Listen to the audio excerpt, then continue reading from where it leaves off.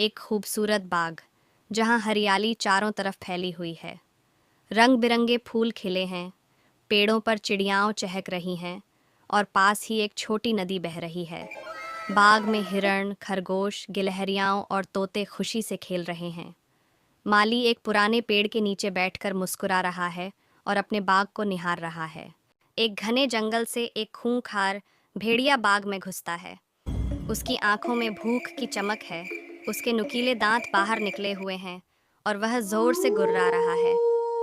बाग के सभी जानवर डर के मारे इधर उधर भाग रहे हैं। कुछ पेड़ों के पीछे छिप गए हैं तो कुछ अपनी बिलों में घुस गए हैं। बाग के सभी जानवर एक बड़े पेड़ के नीचे इकट्ठा होकर योजना बना रहे हैं। एक खरगोश जमीन में गड्ढा खोद रहा है, बंदर सूखे पत्तों से गड्ढे को ढक रहा है और तोता पेड़ की डाल से सब कुछ देख रहा है। माली थोड़ी दूरी से यह सब देखकर मुस्कुरा रहा है। एक बंदर पेड़ से लटककर एक लाल रसदार सेब भेड़िए को दिखा रहा है। भेड़िया गुस्से में उसे पकड़ने के लिए उछलता है, लेकिन जैसे ही वह कूदता है धड़ाम से गड्ढे में गिर जाता है। सभी जानवर खुशी से उछलने लगते हैं, जबकि माली गड्ढे के चारों ओर लकड़ियां लगाकर उसे बंद कर देता है। इस तरह बाग में फिर से शांति और खुशी लौट आती है और सभी जानवर सुरक्षित महसूस करने लगते हैं। घने जंगल में एक चीता और एक लोमड़ी की मुलाकात होती है।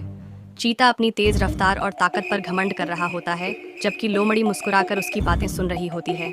चीता लोमड़ी को चुनौती देता है कि वह अपनी ताकत और रफ्तार से हिरण को पकड़ सकता है। लोमड़ी मुस्कुराकर कहती है कि मुकाबला सिर्फ ताकत का नहीं, बल्कि चतुराई का भी होता है। चीता बिजली की गति से दौड़ता है। उसकी नज़रें हिरण पर जमी होती हैं। जैसे ही वह करीब पहुंचता है, हिरण झाड़ियों में छलांग लगाकर गायब हो जाता है। चीता अचानक रुक जाता है क्योंकि हिरण गायब हो चुका होता है। तभी लोमड़ी मुस्कुराते हुए आती है और कहती है, मैंने पहले ही हिरण को सावधान कर दिया था। चीता समझ जाता है कि केवल ताकत काफ़ी नहीं होती, चतुराई भी ज़रूरी है। वह ठान लेता है कि आगे से अपनी गति के साथ दिमाग का भी इस्तेमाल करेगा।